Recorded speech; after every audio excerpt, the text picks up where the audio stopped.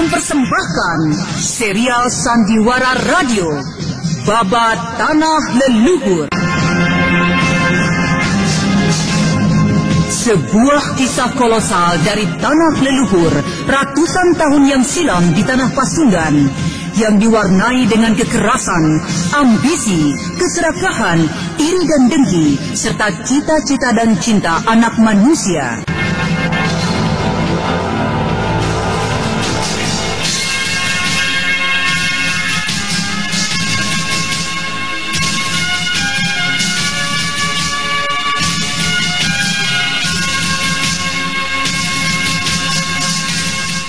Pada kisah yang lalu diceritakan, Raden Setakling dan Sariti yang berhasil mengusir ular-ular yang menyerang Kilangkung dan kawan-kawannya segera mendekati Kayan yang terikat di tonggak dengan sebagian tubuhnya tertutup oleh kayu-kayu bakar. Akan tetapi setiba di dekat bocah itu, Raden Setakling terkejut bukan main.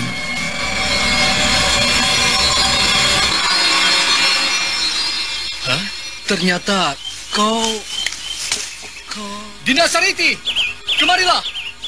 Lihat, kau pasti akan mengenal anak ini. Iya, kau benar, Kanda. Ternyata dia adalah bocah yang kita temukan di rumah Paman Jawung.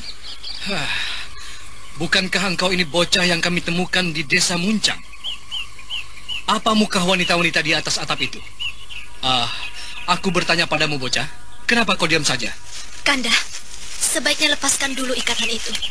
Agaknya anak ini agak tertekan batinnya menghadapi kejadian yang hampir menimpanya. Kau salah, Dinda Sariti. Anak ini justru kelihatan begitu tenangnya.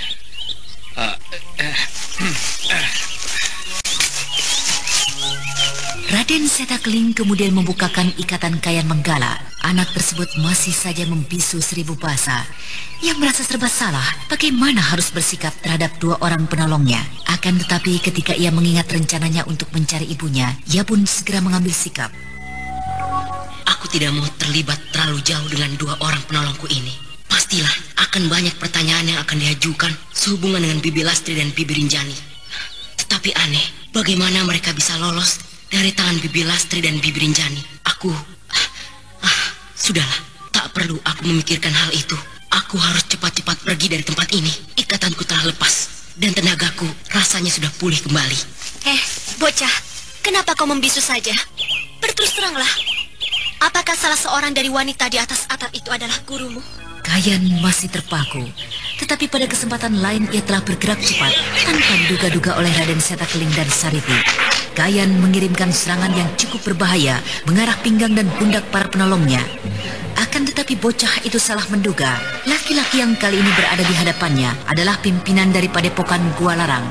Raden Setakling pada masa terakhir ini telah merupakan tokoh utama di tanah Pasundan dengan aji kincir metu tingkat ke-10 yang dikuasainya. Karena itu dengan gerak refleks ia menyambar kedua tangan Kayan Manggala. Lepaskan! Kau benar-benar bocah yang liar. Pantas saja kau berkumpul dengan siluman jahat itu. Lepaskan aku! Lepaskan! Aku tidak mempunyai urusan denganmu. Lepaskan! Kanda, sebaiknya kita bawa saja bocah ini dari tempat ini. Kita memerlukannya untuk mencari tahu tentang diri wanita-wanita siluman itu. Kau benar, Dinda Sariti. Aku akan melumpuhkannya dulu untuk sementara. Tenang-tenanglah kau bocah. Sekarang marilah kita mengurus buruan kita itu, Dinda Sariti. Kanda, apa yang akan kita lakukan pada mereka? Kita lihat saja, Dinda Sariti. Kilangkung, aku terpaksa harus memberikan hukuman khusus pada dirimu. Aku tidak akan mengurungmu. Aku tidak akan menyakitimu hingga berkepanjangan. Tetapi sakit sesaat, setelah itu kau akan kubebaskan kembali. Apa maksudmu, Tuan? Apa yang akan kau lakukan pada diriku? Kau tidak boleh melakukan hal itu padaku. Aku harap jangan, Tuan Pendekar. Kau boleh melepaskan sebelah tanganku atau sebuah kakiku sebagai hukumannya.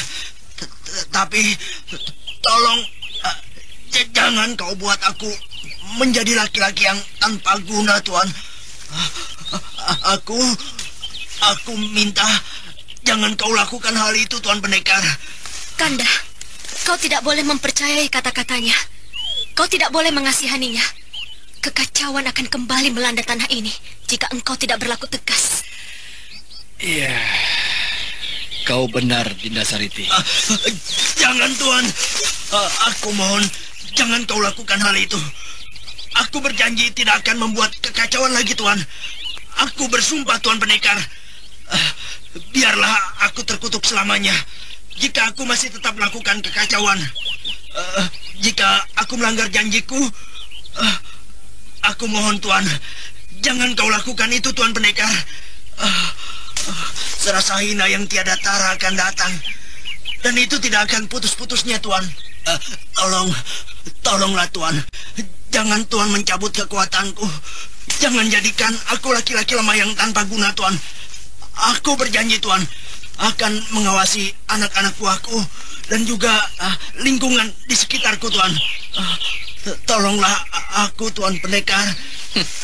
Mendengar ratapmu itu, mau rasanya aku mengabulkannya, Paman Langkung. Tetapi aku khawatir. Aku telah bersumpah, Tuan Pendekar. Dan lagi, jika memang aku melanggarnya dan Tuan menemukan aku, Tuan boleh memberikan hukuman apapun yang seberat-beratnya, Tuan. Percayalah padaku, Tuan. Ampunilah aku, Tuan. Kanda, Kakanda tidak boleh terpengaruh oleh rengekannya. Baiklah. Kanda Seta. Aku bisa mempercayai kesungguhan hatinya, Dinda. Biarlah kali ini kita membebaskannya. Akan tetapi jika kelak ia melanggarnya, kita akan memberikan hukuman yang seberat-beratnya. Terima kasih Tuan Pendekar. Budi baik tuanku berdua tidak akan kami lupakan. Apakah kami boleh mengetahui siapakah tuanku berdua adanya? Aku adalah Seta Keling, dan ini adalah istriku, Sariti. Kami berdua dari Padepokan Gua Larang. Ki Langkung, pimpinan begal yang sangat ditakuti di sekitar wilayah Gunung Ciremai, terkejut mendengar nama Padepokan Gua Larang. Sebuah padepokan yang telah menjadi momok bagi kaum penjahat dan golongan hitam di wilayah Pasundan. Karena itu, Ki Langkung kembali menjatuhkan diri dan berlutut menyatakan sesalannya. Sudahlah, bangkitlah, Paman. Itu lihatlah, ada beberapa orang pengikut Paman yang membutuhkan pertolongan Paman segera.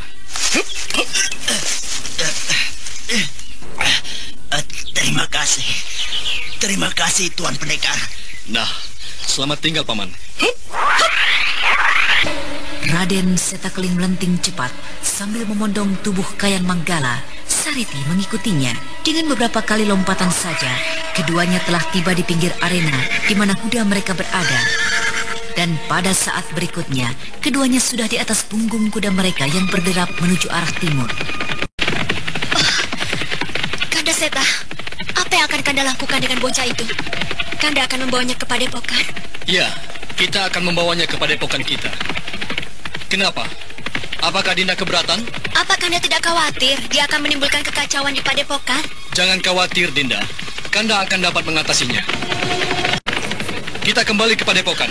Sebaiknya kita singgah di kota Rupada dulu, Kanda. Rupada?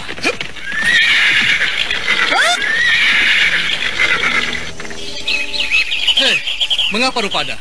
Ada apakah? Dinda akan menitipkan pesan pada kakek akan hadirnya dewa wanita-wanita aneh itu. Wanita siluman itu, tongkat merah harus memusatkan perhatiannya di sekitar daerah tersebut, sekitar daerah Muncang. Ya, kau benar, Dinda. Ayo, marilah kita temui kelompok pengemis tongkat merah.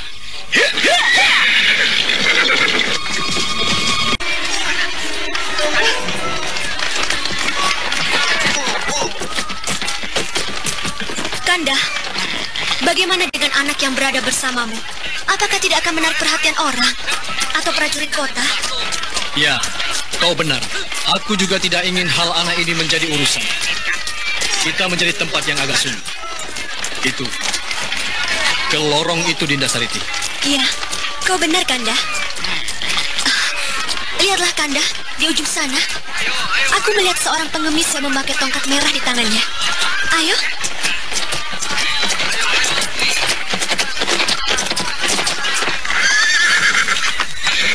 Hei, tunggu dulu, Kanda. Aneh sekali. Mengapa pengemis ini tidak mengenaliku? Mungkin ia adalah anggota-anggota baru. akan kulihat kemampuan anggota baru itu. Heh, pengemis. Ini, aku berikan sedekah untukmu. Terima kasih, Nona. Nyonya.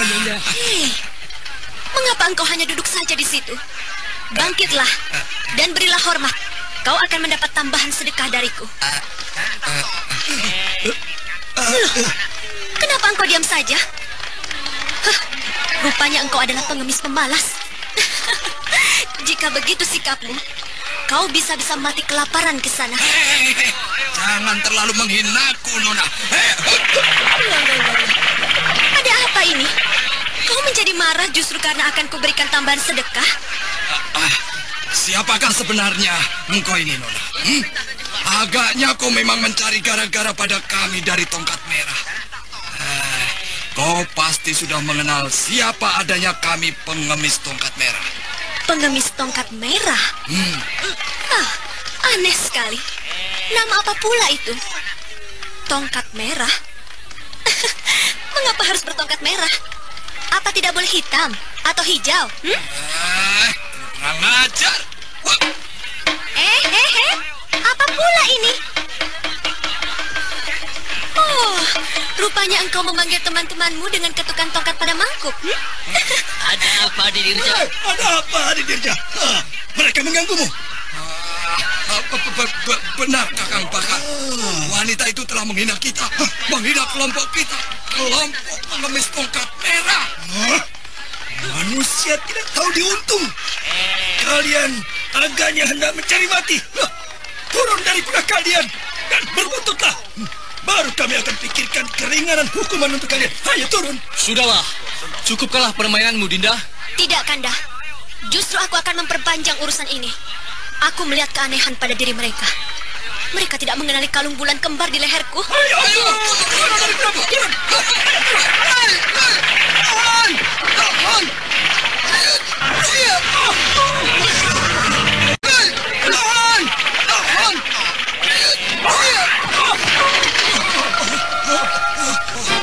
Oh, Kidanum. Ada apa? Kenapa Aki memukul kami seperti ini? Bodoh. Tolong. Apakah kalian tidak mengenali kalung wanita di hadapanmu? Tahukah kau siapakah wanita itu? Bulan kembar! Ampuni Nyai, ampunkanlah mereka. Mereka adalah anggota-anggota baru. Mereka tidak mengerti dengan siapa tengah berhadapan. Hai, ketahuilah, wanita yang berdiri di hadapan kalian adalah Sariti, cucu dari kakek Parangpungkur, pimpinan dari Tongkat Merah kita. Dan laki-laki di hadapan kalian adalah suaminya, pimpinan dari Padepokan Guhalarang. Cepat, mintalah ampun sebelum kepala kalian lepas dari tubuh. Ampunkan kami yang bodoh dan buta. Tidak mengenal kalung bulan kembar itu. Ampun, Nyai. Ya, sudahlah. Mungkin juga yang bersalah justru adalah Derik. Aku tidak pernah berkunjung ke tempat kalian. Apakah kakek Parangpungkur ada di dalam markas? Tidak, Nyai. Kami tidak tahu kemana perginya beliau. Tetapi jika Nyai memerlukannya, kami akan mengadakan kontak dengan seluruh cabang. Kami akan dapat menemukannya dengan segera. Tidak usah. Bagaimana dengan Paman Camar Sulung? Beliau ada di markas. Marilah saya antarkan jika Nyai ingin bertemu dengannya. Tidak usah. Cukup kau sampaikan saja pesanku. Katakan, aku minta anggota Tongkat Merah mengadakan pengamatan di sekitar desa Muncang. Di sebelah barat kota ini, aku mencium adanya calon angkara murka yang terdiri dari kelompok wanita-wanita yang sangat berbahaya. Mereka sangat berbahaya. Ingat, jangan mengambil tindakan apapun. Dalam beberapa hari ini, aku akan mengunjungi Paman Camar Sulung di markas. Ya, kukira cukup pesanku. Nah, aku kembali ke padepokanku. Mari, Kanda. Marilah, Dinda.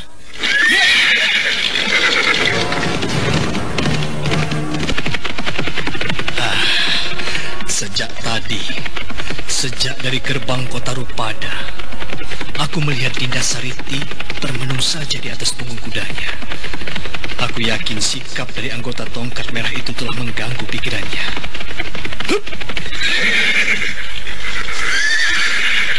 Kanda Seta, ada apa? Kenapa engkau tiba-tiba berhenti? Ada apa dengan dirimu, Dinda Sariti? Aku melihat engkau tidak berkata-kata. Sejak keluar dari gerbang kota Rupada, wajahmu kelihatan tegang tiada terkira. Aku... Sudahlah. Tidak ada apa-apa, Kanda. Aku tahu. Kau tentu merasakan adanya sesuatu kejanggalan dengan sikap mereka. Tetapi bukankah mereka adalah anggota-anggota baru dari kelompokmu? Wajar saja jika mereka tidak mengenal dirimu. Kakek Parangpungkur telah menciptakan disiplin yang keras, yang sangat ketat. Para murid-murid dari perguruan Tongkat Merah harus memiliki tingkat kecermatan yang khusus. Setiap murid dari perguruan kami sekalipun yang belum menguasai kepandaian perguruan, yaitu ilmu tongkat sakti, tetapi mereka pasti telah lebih dulu menguasai segala macam hal yang berhubungan dengan sandi. Kecermatan mereka sebagai seorang petugas sandi di atas kemampuan ilmu silat mereka, Kanda. Ya, jika memang begitu, memang aneh sekali jika mereka tidak mengenalmu. Tidak mengenal kalung kulit yang berbentuk bulan kembar. Ya, itulah yang mengganjal dalam pikiranku, Kanda. Jika memang begitu, kita dapat menyelidikinya. Tapi, bagaimana dengan anak itu, Kanda? Tidak ada jalan lain. Kita memang harus membawanya dahulu ke Padepokan. Adisaka Palwaguna dapat mengawasinya untuk sementara. Jika begitu, mari kita segera kembali, Kanda Seta.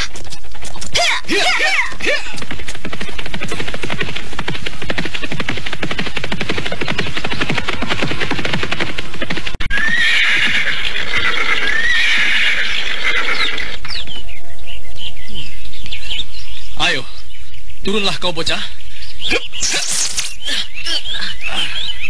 Bersikaplah baik-baik engkau bocah. Jika tidak, tentu engkau akan mendapat kesulitan di tempat ini. Apakah maksud Bibi dan Paman menahan aku di sini? Aku tidak mempunyai urusan dengan Paman dan Bibi dan juga dengan tempat ini. Hei, siapa bilang? Engkau telah menyerang kami secara tiba-tiba yang hampir membuat kami tewas. Karena itu, sudah sepantasnya kami menahan kau di sini. Tidak. Bukan itu maksud kami, bocah. Kami ingin mendapatkan keterangan darimu tentang dua orang wanita di atas atap itu. Siapakah mereka? Gurumu kah? Mereka bukan apa-apaku.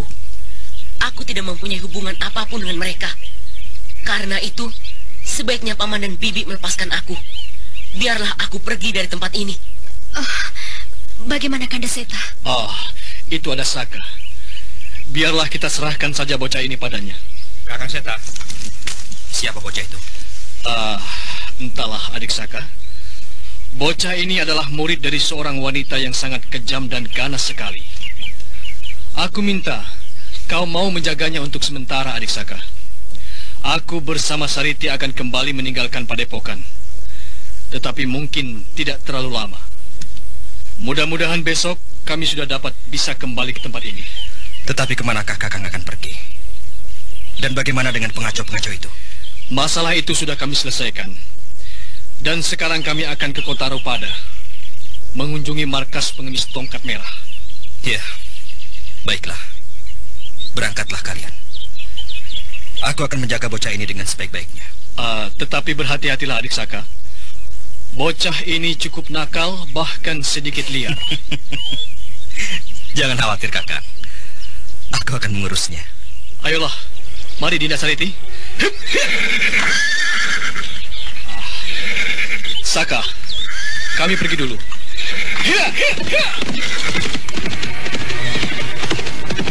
Siapa namamu, bocah? Aku mendengar Paman Seta memanggil laki-laki ini dengan sebutan Saka. Saka. Apakah laki-laki ini adalah Saka Palwaguna? Laki-laki jahat yang telah menyusahkan ibuku. Jika memang betul, adalah sangat kebetulan sekali. Aku akan membalaskan sakit hati ibuku. Aku akan memberikan hukuman pada laki-laki jahat ini. Bocah, kau tidak mendengar aku bertanya. Rupanya engkau benar-benar liar. Awas, bocah. Di tempat ini, kau tidak akan dapat berlaku seenakmu. Ini adalah Padepokan Gua Larang. Aku tidak boleh menunjukkan sikap bermusuhan dengan laki-laki ini. Karena Karena dengan demikian, aku tidak akan dapat membalaskan sakit hati ibuku. Laki-laki ini pastilah memiliki kesaktian yang sangat hebat. Ya, baiklah. Jika memang kau tidak mau mengatakan siapa namamu. Sekarang, jika kau ingin istirahat, kau boleh istirahat. Tapi ingat, kau jangan mencoba untuk melarikan diri. Jika sampai kau mencoba melakukannya, kau akan mendapatkan hukuman dariku.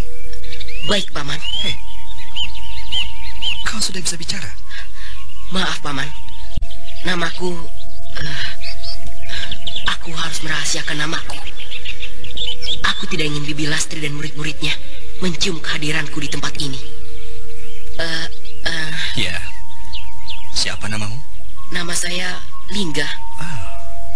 Lingga. Nama yang bagus. Ya, kau baik-baiklah di tempat ini. Kau boleh istirahat di tempat ini. Kurasa kamar ini cukup baik dan bersih. Iya, terima kasih, Paman. Tunggu dulu, Paman. Ada apa? Siapakah nama Paman yang sebenarnya? Memangnya ada apa? Tidak. Saya hanya ingin mengetahui saja. Nama saya Saka. Kau bisa memanggilku dengan sebutan Paman Saka. Saka? Ya. Paman Saka Palwaguna? Itu, kau sudah mengetahuinya. Dari mana kau tahu itu? Saya mendengar Paman yang membawa saya tadi menyebutnya. Nah, itu kau sudah tahu. Tapi, mengapa kau menanyakannya lagi? Tidak. Tidak apa-apa, Paman Saka. Sudahlah, jangan berpikir macam-macam. Istirahat saja dengan sebaik-baiknya. Dan nanti jika kakangku, Paman Satakeling kembali, kau harus menjawab setiap pertanyaannya. Iya, Paman. Iya, Paman. Paman. Apalagi yang kau tunggu? Tutup pintu kamarmu. Iya, Paman. Aneh sekali anak itu sikapnya. Murid seorang wanita jahat. Siapakah tokoh yang menjadi guru bocah itu? Jika memang demikian, anak itu harus mendapatkan pengawasan khusus.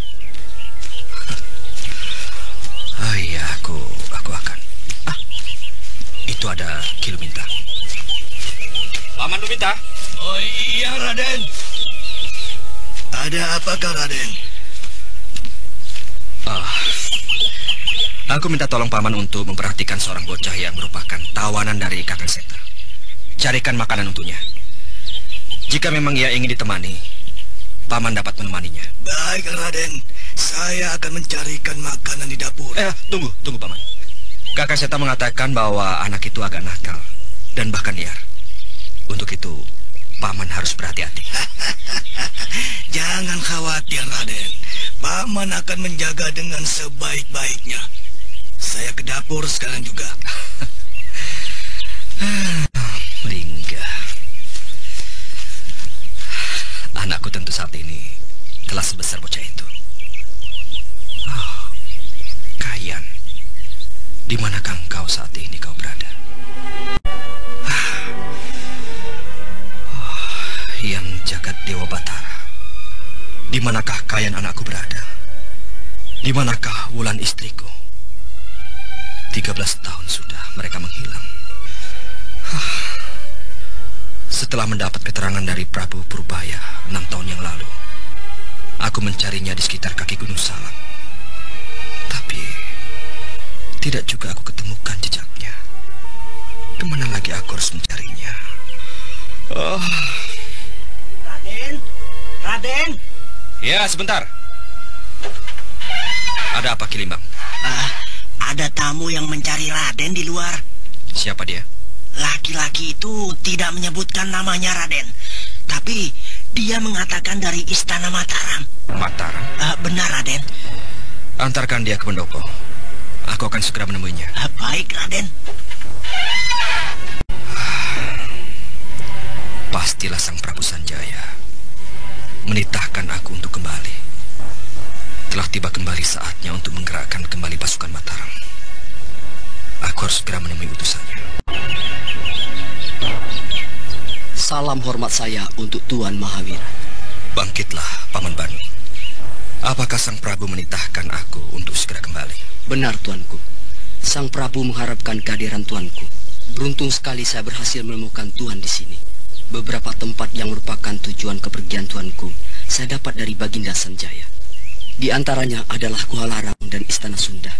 Keputusan saya untuk mendatangi padepokan ini ternyata sangat tepat. Ini surat dari Baginda Sanjaya, Tuanku. Dapat membacanya.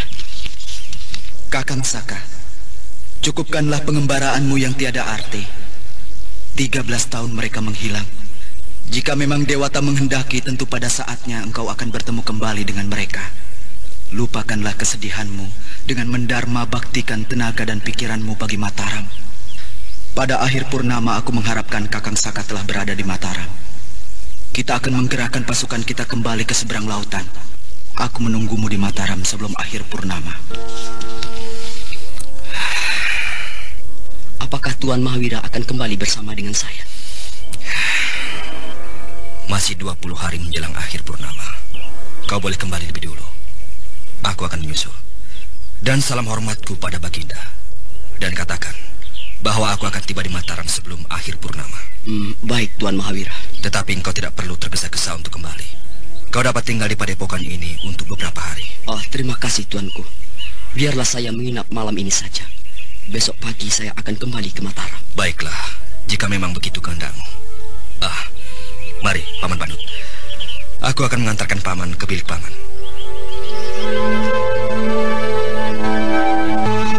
Hei, bocah! Bukalah pintu bilikmu. Ini aku datang membawakan makanan untukmu. Hei, bocah! Kurang ajar. Apa yang sedang dilakukannya di dalam? Aku akan melihatnya dari jendela samping. Biar ku letakkan saja makanan ini di muka pintunya. Bocah senakal ini memang sepantasnya untuk diberikan hukuman. Setan belang. Aku dibuatnya jalan berputar. Jika terpaksa, aku akan bertindak lebih keras padanya. Kurang ajar. Jendelanya tertutup rapat. Tapi dari samping biliknya, aku dapat mencari celah untuk melihat ke dalam. Akan kulihat bagaimana rupa bocah nakal itu dan apa yang tengah dilakukannya di dalam kamarnya. Kurang ajar, anak setan. Dia sudah mengambil makanan yang kuletakkan di muka pintu biliknya. Setan, dia benar-benar telah mempermainkan aku. Hei, bocah, bocah, bukalah jendela ini. Ayo, bukalah cepat. Sebentar, Paman.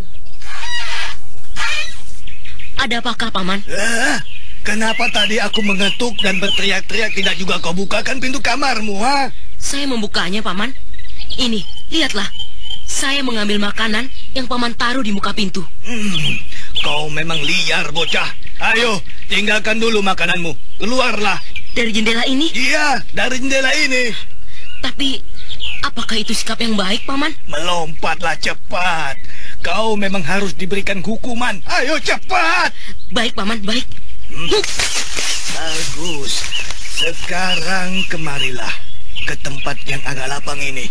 Ada apakah, Paman? Kenapa Paman akan memberikan hukuman pada saya? Apa kesalahan saya? Kau memang bocah yang liar.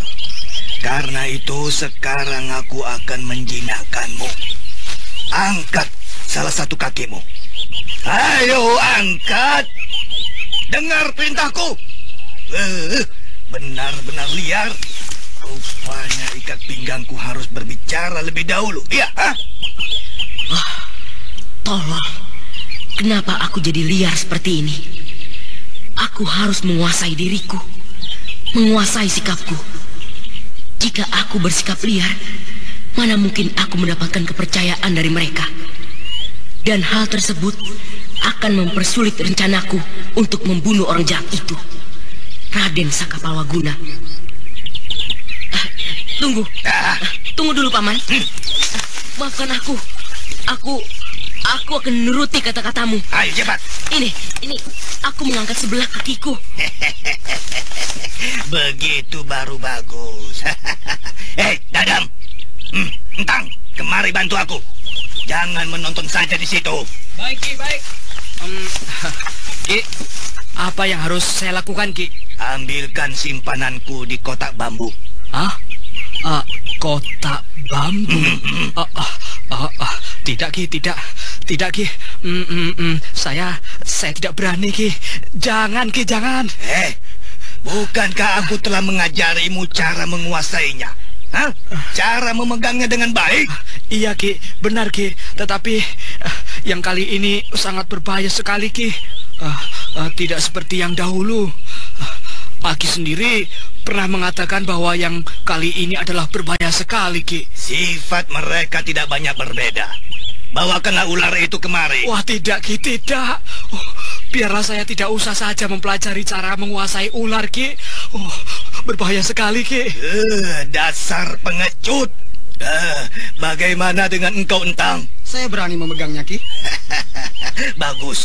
Di samping berguru oleh Kasakten di padepokan ini, aku kira tidak ada salahnya dilengkapi dengan ilmu-ilmu khusus lainnya. Ilmu yang kumiliki ini cukup berguna pada waktu-waktu tertentu.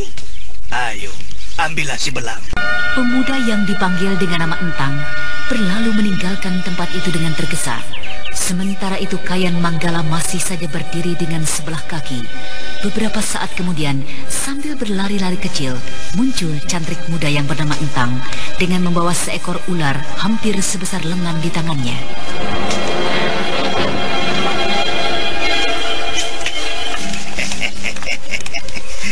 Tetap berdiri dengan sebelah kakimu, bocah. Kau lihat, aku adalah penguasa hewan-hewan buas seperti ini. Karena itu aku tidak ingin dipermainkan oleh bocah sepertimu.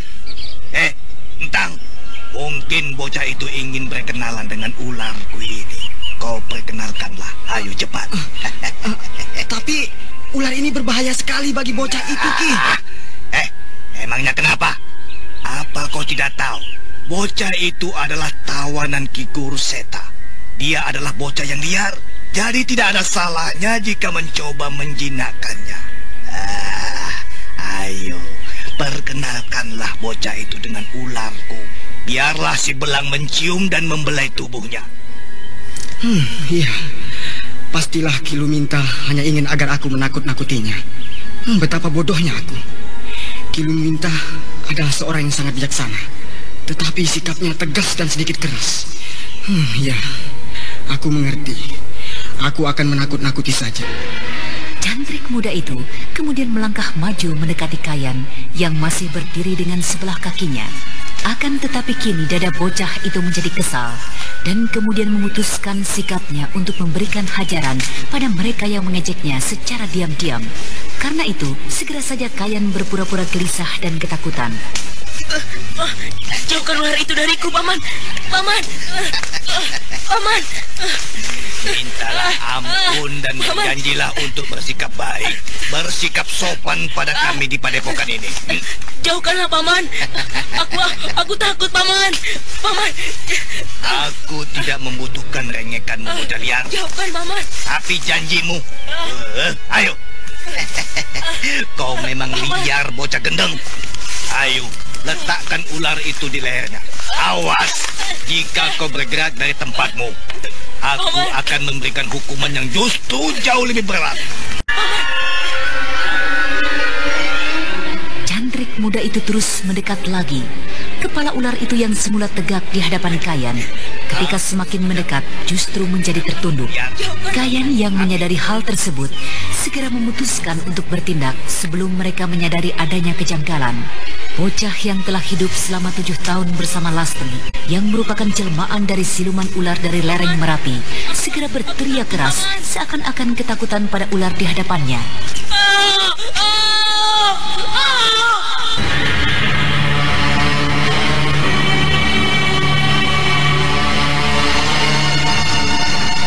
Ular di tangan cantrik itu yang semula menunduk di hadapan Kayan Manggala menegakkan kepalanya ketika mendengar teriakan bocah itu dan dengan secepat kilat berbalik mematu ke arah cantrik muda yang memegangnya. gila. Ular gila. Cepat mampuskan ular itu. Cepat, jangan biarkan dia lepas kesemar ular itu. Ayo cari dan bunuh. Ayo cepat. Aku akan melihat keadaan Entang. Baik, cepat kau pukul. Pukul dengan kayu itu, ayo pukul. Ayo cepat. Ki, Dia masuk ke belukar, Ki. bersihkan belukar itu. Bersihkan cepat. Ya, Ki. Cepat sebelum hari menjadi gelap. Aku akan menolong Entang di dalam kamarku.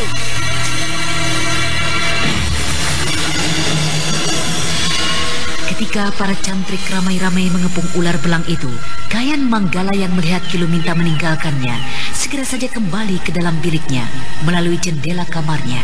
Sementara itu Raden Sakapalwakuna yang tengah beristirahat di dalam biliknya bergegas keluar ketika mendengar adanya suara ramai-ramai di kejauhan.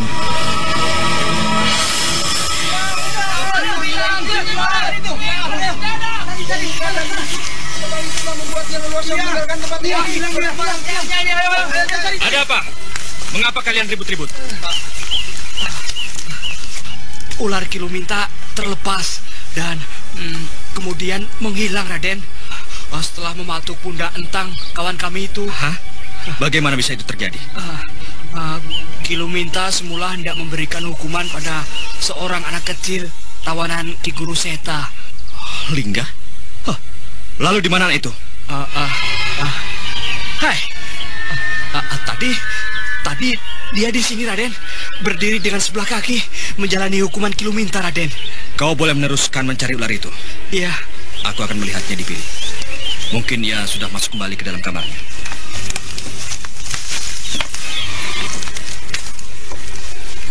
Aku akan mengintai dari celah di dekat jendelanya.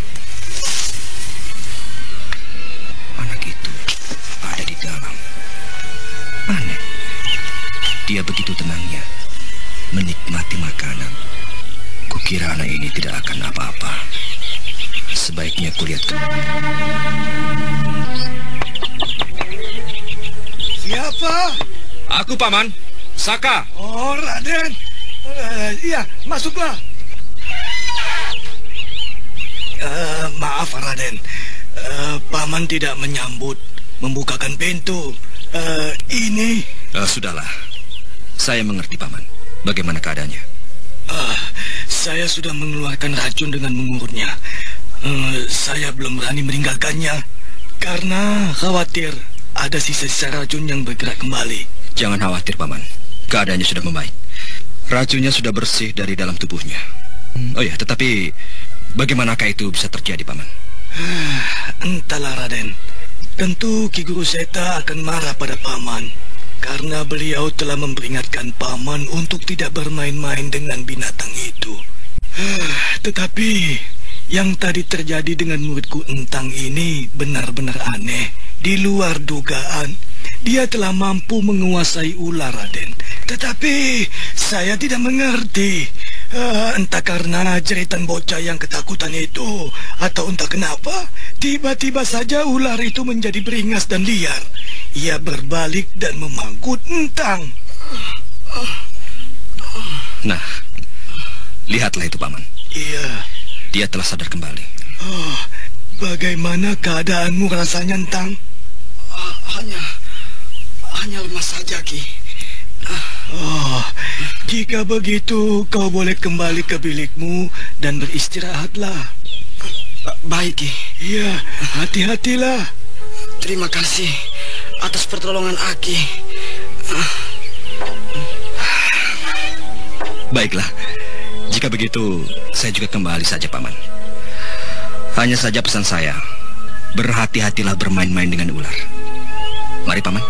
Iya.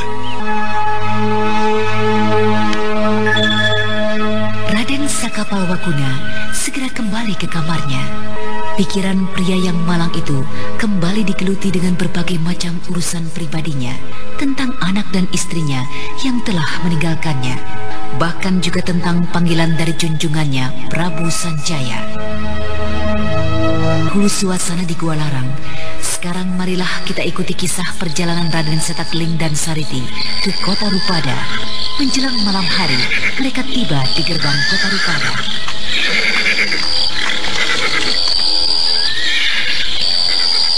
dari mana Dinda akan memulai penyelidikan itu? Sebaiknya kita mencari tempat untuk menitipkan kuda-kuda kita, Kanda. Kita akan menyelidikinya dengan lebih leluasa. Lalu, apa yang akan Dinda lakukan? Entahlah, Kanda. Dinda juga belum mengetahuinya. Tetapi, Dinda akan mencoba mencari seseorang yang dapat Dinda percaya dari kelompok tongkat merah. Ayo, kita mencari tempat untuk menitipkan kuda kita, Kanda.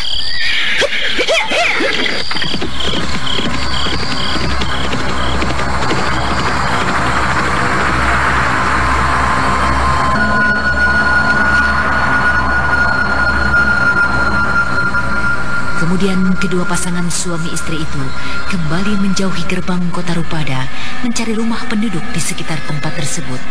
Setelah menitipkan kuda-kuda mereka,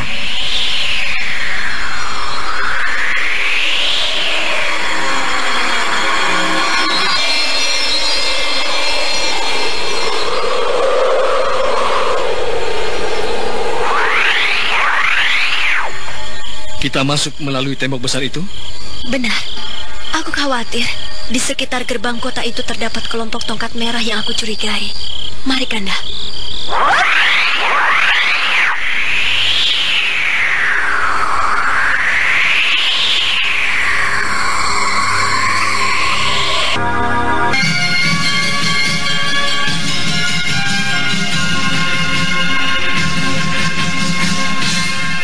tidak berapa lama kemudian, pasangan suami istri yang pilih tanding itu sudah berada di dalam kota Rupada untuk menyelidiki kejanggalan yang terjadi dalam kelompok pengemis tongkat merah. Di mana kita dapat menemui mereka, Dinda Sareti? Mereka pasti berada di tempat-tempat ramai, Kanda.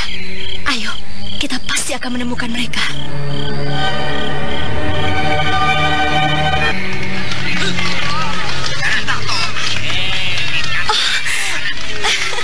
Itu ada, Kanda Seta. Itu, aku mengenal baik orang tua itu. Walaupun bukan dari urutan anggota kelas atas, tetapi orang itu banyak dikenal para pimpinan. Dia adalah Paman Ebot. Dia dikenal oleh hampir seluruh anggota tongkat merah di kota ini. Aku? Aku yang mengajaknya? Iya. Mengapa tidak kamu saja, Dinda Sareti? Bukankah kamu telah mengenal dia dengan baik? Benar, Kanda.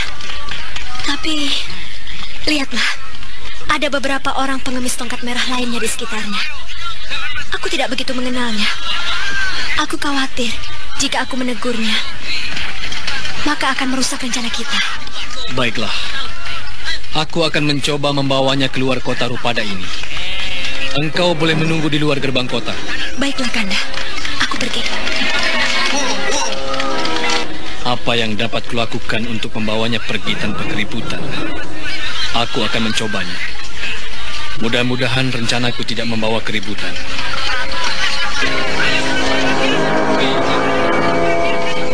Raden Setakeling kemudian menyeruak di antara keramaian penduduk yang lalu lalang di keramaian pasar di tengah kota Rupada. Dengan pura-pura tanpa sengaja, Raden Setakeling menubruk lengan kiri pengemis yang diincarnya. Tanpa dapat dicegah lagi, tempurung peminta-minta itu terlepas dan menggelinding. Apa engkau buta? Maaf, Ki. Saya sedang terburu-buru. Maaf.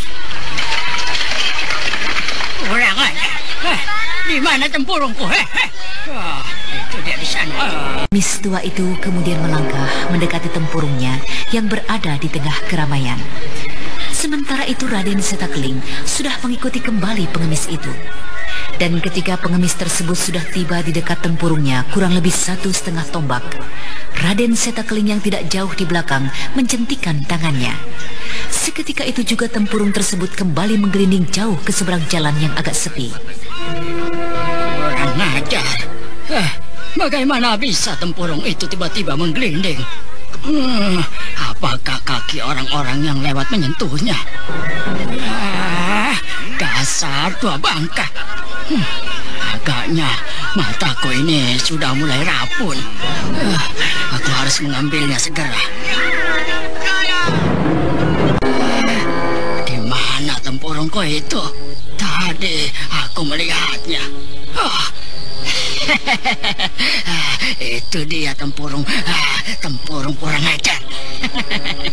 Kau memang perlu mendapat ajaran tempurung kurang ajar. Rasakan kau, berani-beraninya menghina Ki Ebeng. Paman. Siapa kau? Kurang ajar. Bukankah engkau yang menubrukku tadi dan membuat tempurungku ini menggelinding hingga kemari? Jangan katakan aku kejam. Jika sekarang aku memukulmu, pantatmu itu dengan tongkatku ini. Rasakan ini.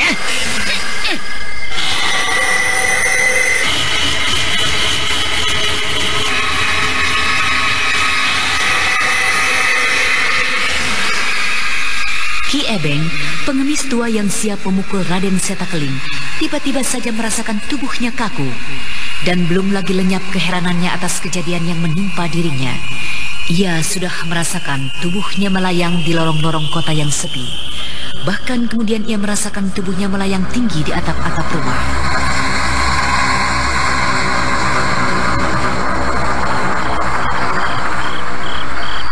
Paman, bukalah mata Paman.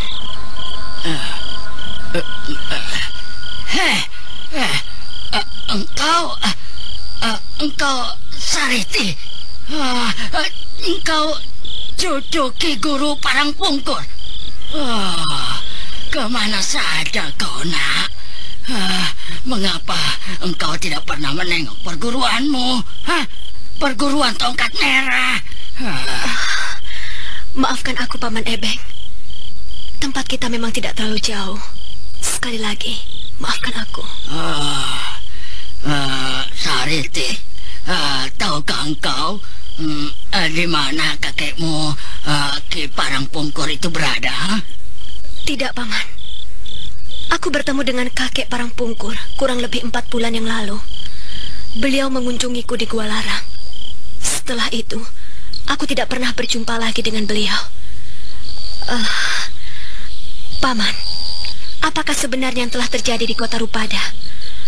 Aku merasakan adanya kejanggalan-kejanggalan dalam perguruan kita.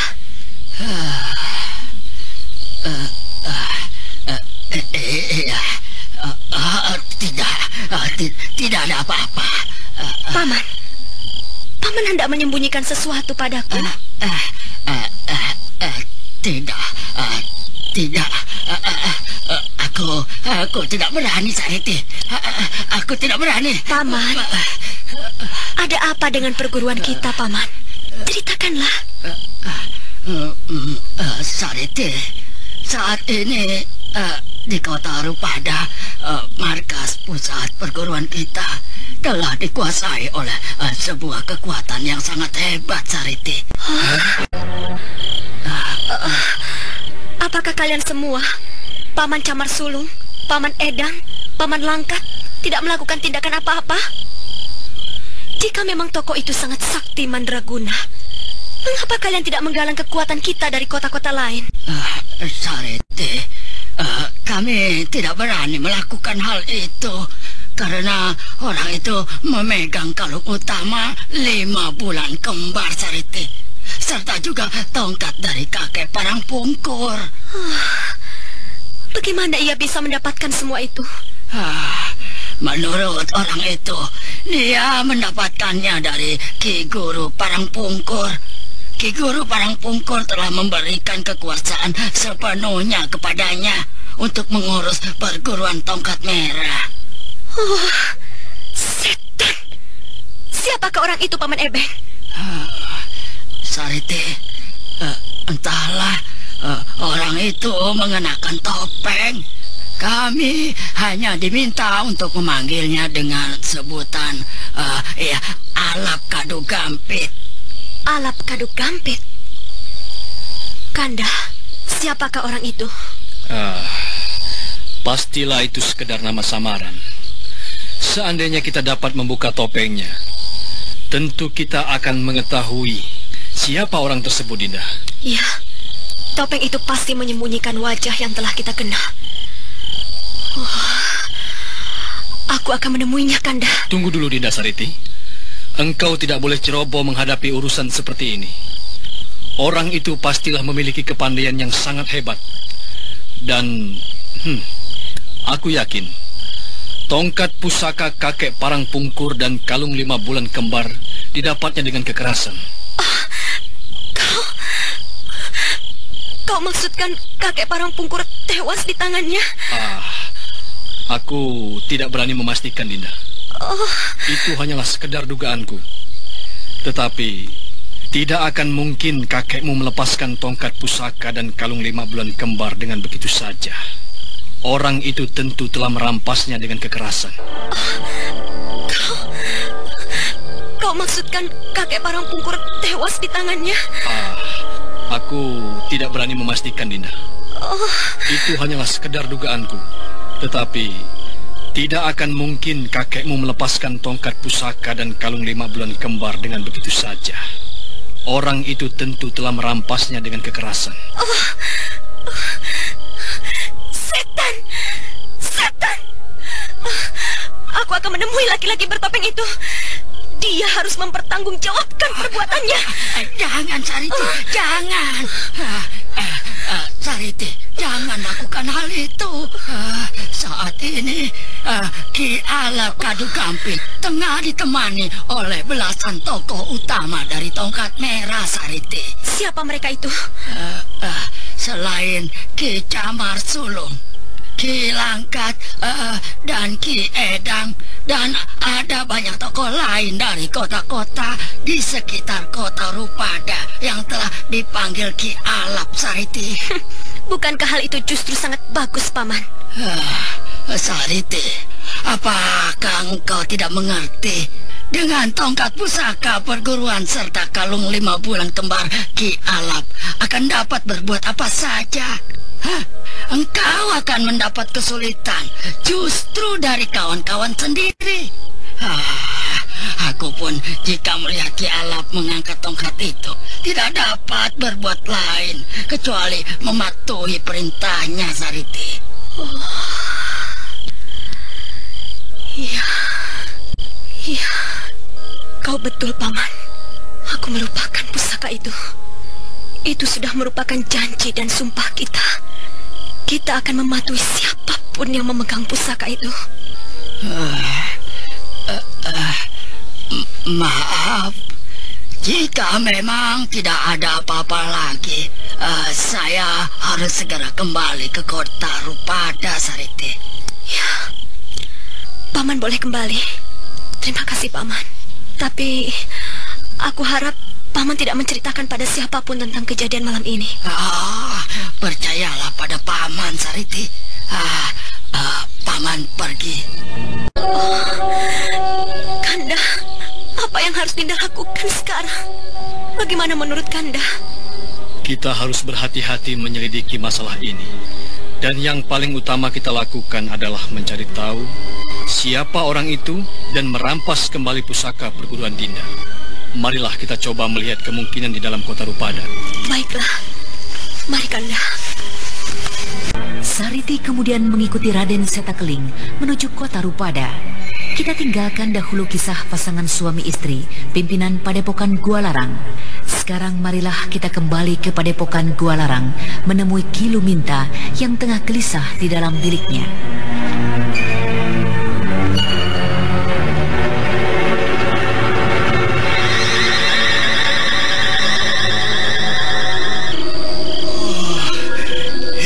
Jagat Dewa Batara, kemana ular-ularku? Siapa yang telah mengambilnya? Oh, celaka. Celaka sekali jika sampai ular-ular itu terlepas dan keluar sendiri. Aku akan mencari Entang kembali dan menanyakan apakah ia lupa menutup kotak bambu yang terisi ular-ularku ketika mengambil salah seekor ular suri tadi.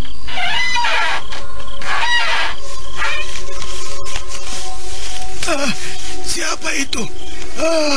Sedang apa bocah bengal itu di halaman? Oh, celaka.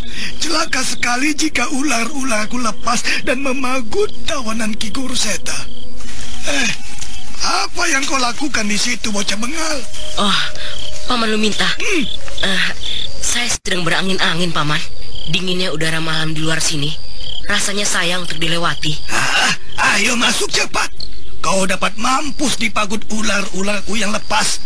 Masuk dan kunci rapat-rapat jendela dan pintu kamarmu. Baiklah, Paman. Saya akan masuk. Mau kemana kau bocah bengal? Bukankah Paman menyuruh saya untuk masuk? Saya akan masuk lewat jendela ini.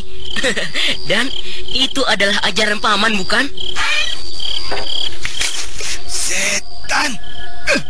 Anak itu benar-benar liar. Moga-moga saja Ki Guru cepat kembali dan memberikan hukuman yang keras padanya. Tapi ular-ularku harus kutemukan sebelum Ki Guru kembali. Aku harus mengumpulkan murid-muridku.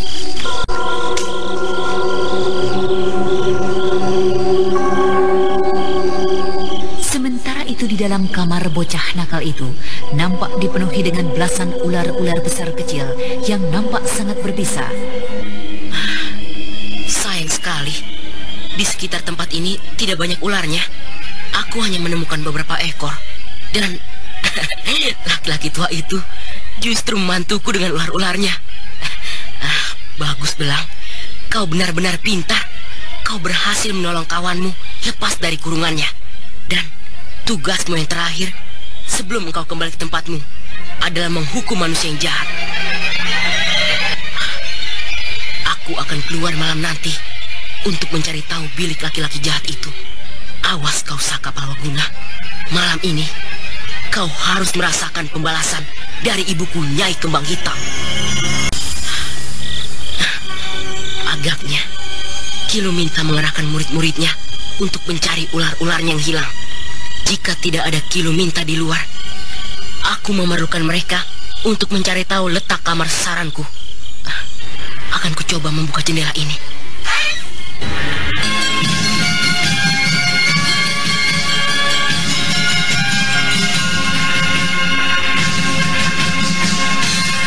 Kayan Manggala membuka jendela biliknya. Seketika itu juga, beberapa orang cantrik yang tengah sibuk mencari ular berhenti membongkar semak-semak. Mereka berdiri memandangi bocah yang menjadi pangkal kerepotan mereka dengan obor di tangan. Di sebelah barat. Ya, benar. Bilikku itu terletak di sebelah timur padepokan. Berarti bilik musuh ibuku itu berada di arah sebaliknya. Suara-suara berisik di samping kamarku sudah tidak kudengar lagi. Mereka sudah putus asa rupanya. Atau setidak-tidaknya mereka menyangka ular-ular itu sudah pergi keluar padepokan ini. Sepi sekali. Mudah-mudahan tidak banyak peronda di tempat ini. Akan kulihat dari jendela ini. Ya, benar-benar sepi. Aku harus menggunakan kesempatan ini dengan sebaik-baiknya. Belang, kau harus ikut denganku. Aku akan menunjukkan tempat yang akan menjadi sasaranmu. Marilah. Untuk sementara, kau boleh bersembunyi di balik bajuku. Nah, aman sudah. Diamlah baik-baik kau di situ. Biliknya di sebelah barat. Aku harus berhati-hati. Aku harus bersembunyi hingga sampai di sekitar daerah itu. Cukup aman agaknya. Aku harus tiba di bagian yang paling ujung, di pinggiran pagar. Tapi agaknya aku harus menyeberangi pendopo itu. Ada beberapa orang yang menjaga di sekitar tempat tersebut. Apa yang harus aku lakukan? Menyapanya dan meminta ditunjukkan bilik Saka Palwaguna? Atau... Hei, apa yang kau lakukan, bocah? Paman Luminta? Iya, aku Luminta. Apa yang sedang kau lakukan di sini? Mengendap-endap seorang diri seperti seorang pencuri, ya? Saya sedang mencari Paman Saka Palwaguna. Iya, untuk apa kau mencari beliau? Ada yang ingin saya bicarakan, Paman. Sesuatu yang cukup penting. Malam-malam begini? Iya, Paman. Baiklah, mari ikut aku. Aki. Aki. Kemanakah Aki bersama dengan bocah itu? Dia ingin bertemu dengan Raden Saka. Awas kalian, tidak boleh tertidur. Aku tidak ingin terjadi apa-apa. Apalagi ada yang menjadi korban karena ular itu. Jangan khawatir, Ki. Kami akan melek semalam-malaman, Ki. Iya. Mari, bocah. Baik, Paman. Masih jauhkah kamar Paman Saka itu, Paman meminta? Tidak, itu kamarnya sudah kelihatan dari sini. Kamar yang terpisah dari yang lainnya. Tunggu dulu, Paman. Hei, ada apa? Kamar itu kelihatannya gelap, Paman. Lalu kenapa? Biarlah, Paman. Besok saja saya bicara dengan Paman Saka. Saya tidak ingin mengganggu. Pastilah Paman Saka sudah tertidur. Aku kira beliau belum tidur. Hari belum lagi tengah malam. Mari. Sudahlah, Paman. Saya kembali saja. Jika seandainya beliau sudah tertidur, berarti kita akan mengganggu istirahatnya. Saya kembali saja. Macam-macam saja anak itu. Siapakah sebenarnya anak itu? Benarkah dia adalah tawanan dari Ki Guru Seta? Tapi mana mungkin Ki Guru Seta terlibat urusan dengan bocah sekecil itu? Aneh. Sudahlah, sebaiknya aku kembali meronda saja. Aku khawatir jika sampai ular itu masih berada di sekitar padepokan ini.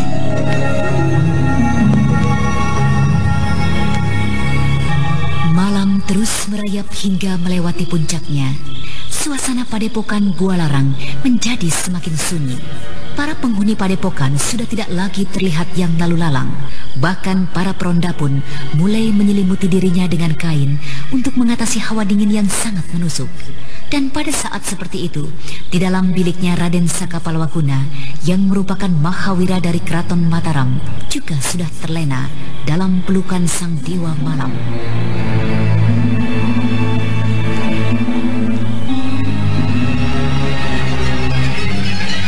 Tanpa disadari, dari celah-celah atap biliknya muncul belasan ekor ular yang kemudian merayap terus turun dan menuju ranjang Raden Saka Palwaguna. Dan ketika salah satu dari beberapa ular yang berada di atas ranjang memagut tubuh sang Mahawira,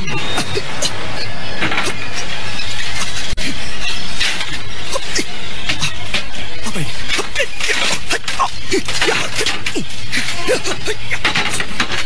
Hei, peronda! Cepat bawakan aku lampu minyak untuk menerangi bilikku. Cepat!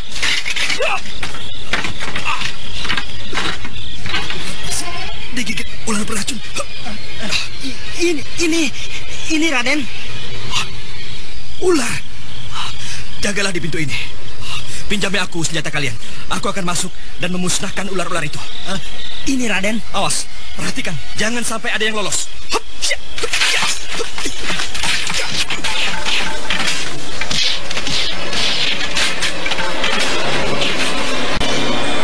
Raden Saka Palwaguna mengayunkan golok salah seorang perondanya. Satu persatu ular-ular itu pun ditebasnya, sampai akhirnya habis sama sekali. Keributan di tengah malam itu rupanya didengar oleh Kiluminta yang berada jauh dari tempat tersebut. Apa yang telah terjadi, Raden? Ular-ular itu, Ki, semuanya masuk ke dalam kamar Tuan Saka. Ya. Gila, bagaimana bisa terjadi seperti itu? Apakah betul-betul begitu, Raden? Iya, Paman. Saya terkena pagutan salah seekor dari ular itu ketika sedang tertidur. Saya akan berusaha mengeluarkan racunnya, Paman.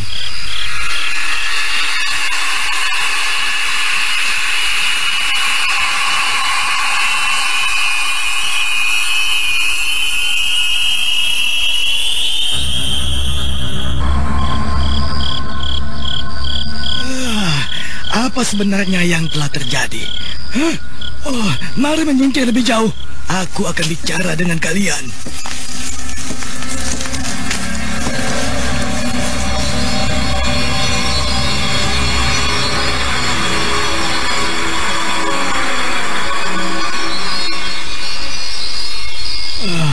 Apa yang telah terjadi? Bagaimana hal itu bisa terjadi? Masakan ular-ular sebanyak itu seluruhnya bisa berada dalam kamar Raden Saka Palwaguna? Kami tidak mengerti, Ki. kami duduk berjaga di sana. Setan. Aku tidak percaya jika tidak ada orang yang memasukkan ular-ular itu ke sana. Apa kalian benar tidak melihat apapun yang mencurigakan? Sungguh, kami tidak melihat apapun yang mencurigakan di sekitar tempat ini, Ki. Tiba-tiba saja kami dikejutkan oleh suara pintu terbuka dan suara Tuan Sakapawaguna, Ki. Bangunkan teman-teman kalian yang lainnya. Iya, Ki. Periksa seluruh bagian daripada epokan kita. Lakukan cepat, ayo. Ya. Aku akan melihat keadaan Raden Sakapawaguna. Baik, Ki. Baik. Kami permisi. Ya.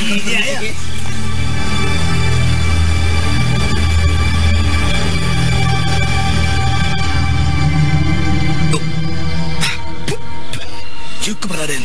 Racunnya sudah keluar semua. Darah segar sudah mengalir keluar. Iya. Paman. Tolong ambilkan botol kecil di sana itu. Botol kecil yang berisi bubuk berwarna hitam. Ramuan penyembuh luka. Baik, Raden.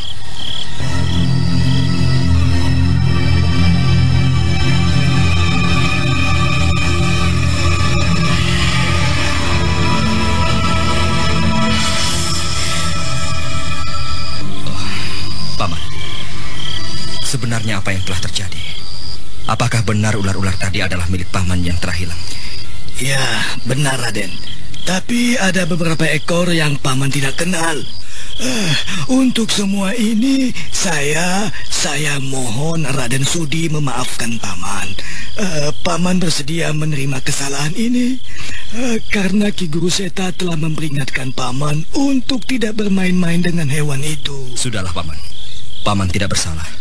Tetapi memang yang harus kita selidiki adalah penyebab ular itu hingga bisa sampai ke kamarku. Apakah para cantrik tidak menemukan sesuatu yang mencurigakan? Sampai saat ini belum ada, Raden. Sebaiknya Raden beristirahat saja. Biar nanti Paman akan menempatkan beberapa orang cantrik untuk menjaga kamar Raden. Tidak perlu, Paman. Biarlah. Paman tidak perlu khawatir. Kelak pada saat saya pasti akan dapat menangkap orang itu. Jika memang orang itu mempunyai dendam pada saya, tentu ia akan mengulangi perbuatannya lagi. Dan mudah-mudahan lain kali saya akan dapat meringkusnya. Saya kira luka ini tidak apa-apa, Paman. Biarlah. Saya akan membantu beronda. Tetapi... Sudahlah, Paman. Saya tidak apa-apa. Percayalah. Marilah kita periksa keadaan sekitar padepokan ini.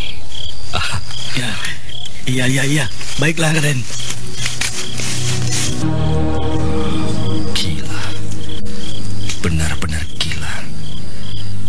Siapakah orang yang berniat akan membunuhku? Tidak mungkin ular-ular itu secara serempak masuk ke dalam bilikku. Tidak mungkin jika tidak ada yang menguasainya. Atau setidak-tidaknya melemparkannya ke dalam bilikku.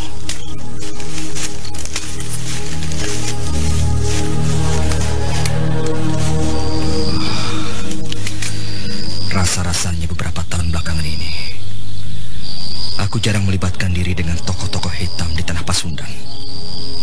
Iya, aku rasa tidak pernah. Dari tahun ke tahun, pertikaianku dan persoalanku hanyalah di arena peperangan dalam menaklukkan wilayah-wilayah atas nama Mataram. Tetapi itu pun di luar wilayah Jawa dan Pasundan. Apa itu? Jendela kamar bocah itu. Mau apa malam-malam begini bocah itu membuka jendela? Lagi-lagi kau belum juga tidur ya? Tutup pintu itu, bocah liar. Ada apakah, Paman? Rasanya suasana menjadi semakin tegang. Para peronda lalu lalang ramai sekali. Jangan banyak tanya, bocah liar. Tutup jendela kamarmu dan tidur kembali. Benar, Lingga. Sebaiknya kau tidur saja. Paman Saka. Benar, Lingga.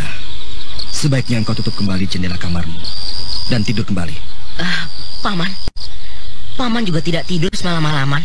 Aku baru saja terjaga. Apakah pada saat malam selarut ini laki-laki jahat ini belum juga tidur hingga berhasil menyelamatkan diri dari ular-ularku? Kenapa, Lingga? Apakah engkau juga tidak bisa tidur? Iya. Iya, Paman. Suasana malam ini sejak sore tadi terasa begitu tegangnya, hingga membuat saya tidak bisa memejamkan mata. Kau harus mencobanya untuk tidur, Lingga. Tidak baik bagi bocah seumurmu melek hingga menjelang pagi. Tetapi, ada apakah sebenarnya, Paman? Apakah Paman dapat memberitahu pada saya? Ada orang jahat yang menyusup masuk ke dalam padepokan ini. Dan hampir saja membunuhku. Ia menyusupkan ular-ular banyak sekali. Salah satunya berhasil memagutku yang sedang dalam keadaan tertidur. Jadi Paman telah dipagut ular beracun. Benar. Karena itu sebaiknya kau tutup kembali jendelamu itu dan tidurlah. Tetapi kau tidak perlu khawatir. Belasan cantrik dan beberapa guru padepokan ini sudah berjaga-jaga. Karena itu tidurlah. Baik Paman Saka.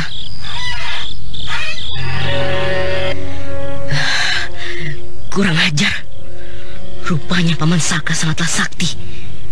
Tetapi aku tidak akan mundur. Naik dan bersinar memberi kehangatan pada suasana di lereng Ciremai yang sejak malam hari dibungkus oleh rasa dingin yang mencekam.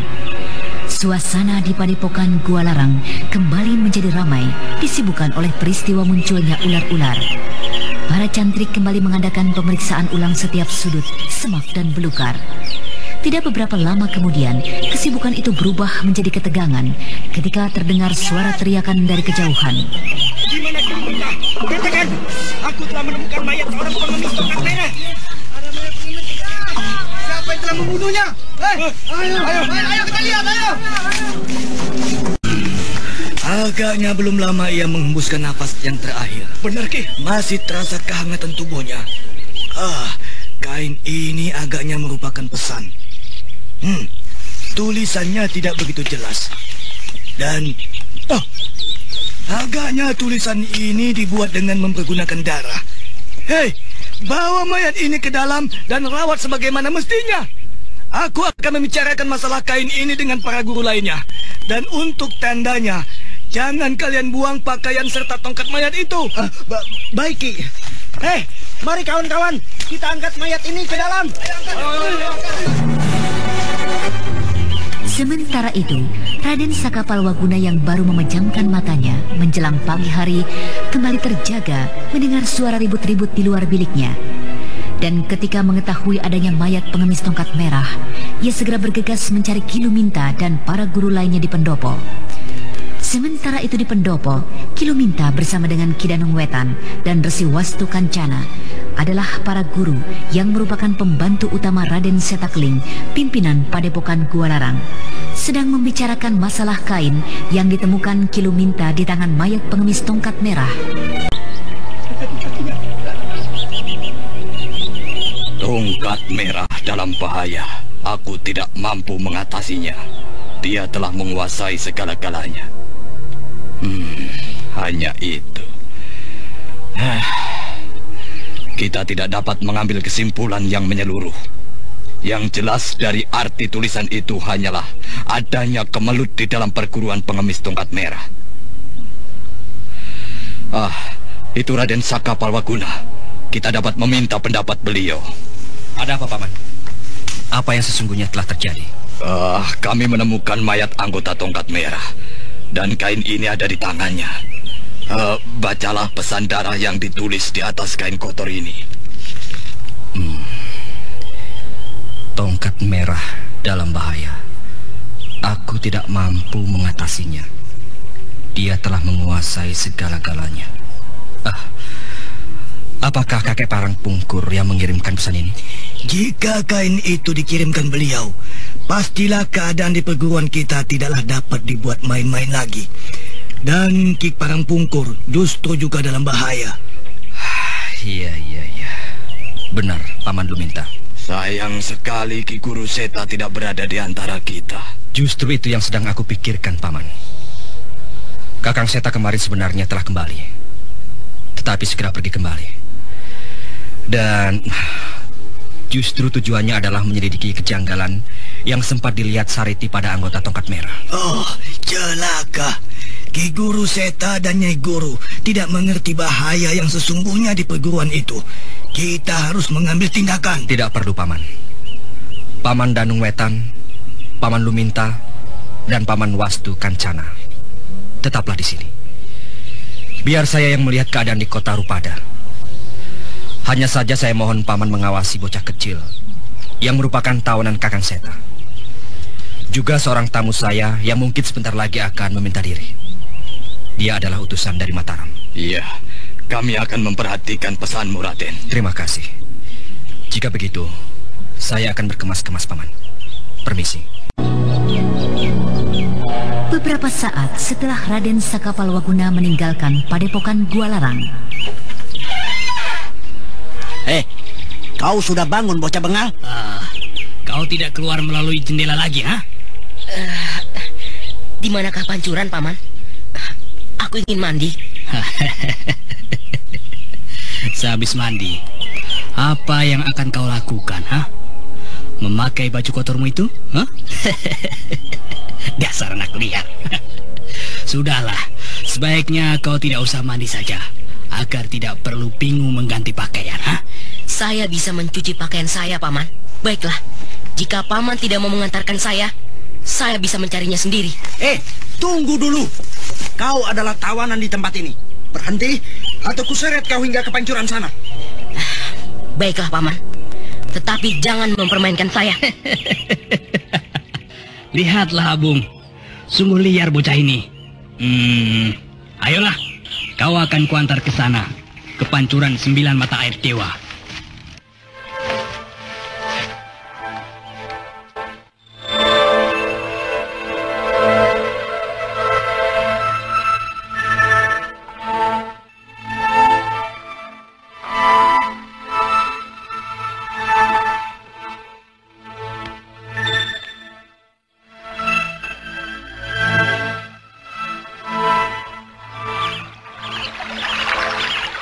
Setelah berjalan kurang lebih 100 tombak dari padepokan, mereka tiba di sebuah tempat yang merupakan tempat mencuci dan mandi para penghuni padepokan, yaitu pancuran 9 mata air dewa.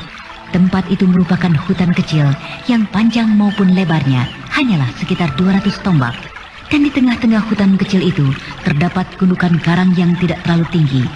Dan di sana sini terdapat pancuran yang mengalirkan air dari 9 mata air yang berlainan. Nah, jika kau ingin mandi, cepatlah. Setelah itu kita kembali. Dan bukalah bajumu itu, bocah. Tanpa ragu lagi, Kayan membuka pakaian dan kemudian membasahi tubuhnya di pancuran yang tertinggi. Kayan yang asik berendam dan bermain di senang kecil pancuran itu tidak menyadari ulah cangkrik-cangkrik itu sampai ketika ia merasa puas bermain dengan air. Di mana pakaianku, Paman? Jangan bermain-main dengan aku. Lihatlah, bocah itu tetap liar dalam keadaan telanjang bulat seperti itu. Kembalikan cepat pakaianku. Aku akan mencucinya. Bocah, jika kau inginkan pakaian itu, kejarlah di parit kecil itu. Paman telah membuangnya. Menangislah, bocah. Kami inginlah kau menangis. Kurang ajar. Kayan yang menjadi marah tidak terkira melupakan niatnya untuk menyembunyikan kepandaiannya. Ia segera melenting dan melesat cepat ke arah 2 orang cantrik padepokan Gua Larang. Melihat hal tersebut, 2 orang cantrik itu ternganga. Tetapi sebelum ia menyadari kembali keadaan itu, kedua tubuhnya telah menjadi lemas ditotok oleh bocah, murid dari siluman ular dan juga Nyai Kembang Hitam. Kau harus mengganti pakaianku dengan pakaianmu. Jangan buka pakaianku. Itu kami telah menyiapkan pakaian penggantinya untukmu. Ya, itu di dalam buntalan itu. Boleh juga. Coba aku lihat. Ini bukan pakaian anak-anak. Pakaian ini kebesaran jika kupakai. Tapi pakaian itu lebih baik daripada pakaian kotormu tadi. Bebaskanlah aku dari totokanmu, bocah. Iya, engkau benar. Baiklah, aku akan memakai pakaian ini dahulu. Siapakah namamu, Paman? Aku Dadam. Aku? Ya. Abung. Lumayan. Pakaian ini memang kebesaran, tapi memang lebih enak ketimbang memakai pakaian kotor. Terima kasih. Ayolah bocah, lekaslah kau lepaskan totokanmu ini. Jika aku tidak ingin melepaskan, bagaimana? Kelak, jika Ki Guru Seta dan Raden Saka kembali, aku akan melaporkan segala hal yang jelek-jelek tentang dirimu padanya. Dan kau akan... Tunggu dulu. Kau katakan tadi, jika Ki Guru Seta dan Raden Saka Palwaguna kembali. Iya. Jika begitu, berarti ia tidak berada di padepokan ini. Ia hanya pergi sebentar ke kota Rupada. Mungkin sore nanti sudah kembali. Kota Rupada? Iya. Tidak mungkin. Tidak mungkin ia akan kembali secepat itu. Tidak mungkin. Kota Rupada letaknya jauh sekali dari sini. Jauh di sebelah timur. Anak bodoh. Memangnya ada berapa kota Rupada, Kota Rupada di sebelah selatan letaknya. Dan berkuda ke sana pun pulang pergi tidak sampai setengah hari, tahu? Di sebelah selatan. Baiklah. Terima kasih, Paman.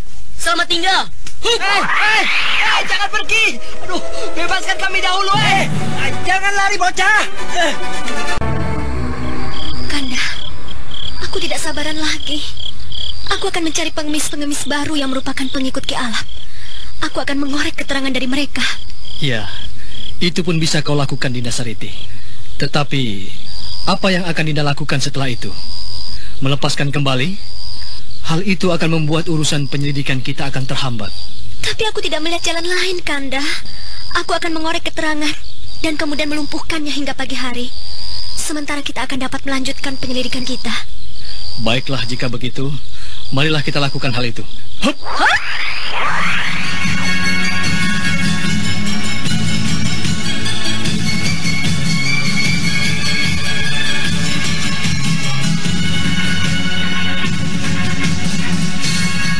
Kedua pasangan suami istri itu kemudian kembali menuju kota Rupada. Tidak berapa lama mereka telah tiba di keramaian kota Rupada kembali. Nah, saudara pendengar, bagaimanakah kisah selanjutnya? Untuk mengetahui jawabannya, ikutilah lanjutan kisah Babat Tanah Leluhur ini dalam episode ke-31 dengan judul Mendung di Pagi Hari. Sampai jumpa.